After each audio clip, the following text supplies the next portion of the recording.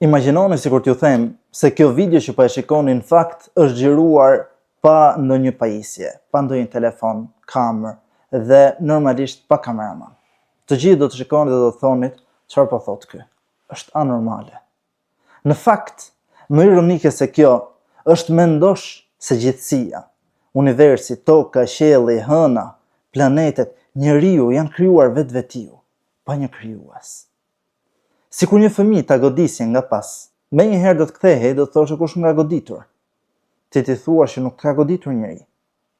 Ekziston goditja, por nuk ekziston ndonjë gjë që të ka goditur. Nuk do ta besonte, do ta mohonte, do thoshte çfarë po thua ti. Kjo është anormale. Kështu është dhe situata jonë me ata që mohojnë ekzistencën e Zotit. Ekzistenca e Zotit nuk është një teori e komplikuar. Është një e vërtet e mbjellur në natyrshmërinë e njeriut. Mjafton që njeriu të shikojnë veten e tij.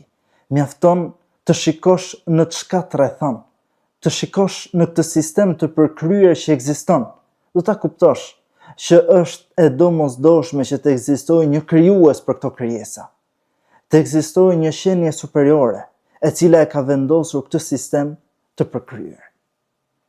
Kështu mund të themi se barra e provës bie mbi ata cilët e mohojnë ekzistencën e Zotit, jo ndryshe, sepse kjo është përjashtim, kjo është anormale, ta mohosh që ekziston një superfuqi që e ka krijuar çdo gjë.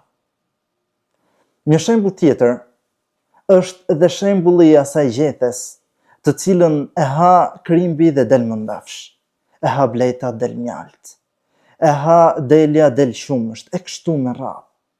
Sikur të ekzistonim në një sistem mekanik, baza e njëjtë do sillte rezultat të njëjtë.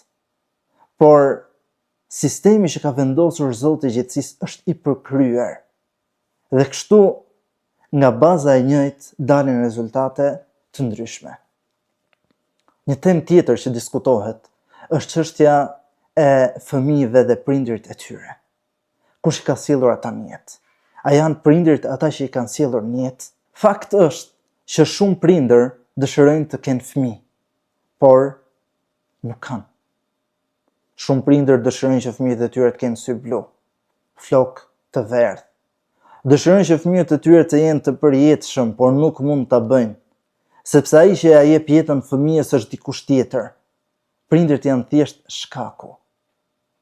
Kështu pra, ekzistenca e Zotit është diçka e domosdoshme. Të besosh në ekzistencën e Zotit është një natyrshmëri, është diçka që ekziston brenda njeriut.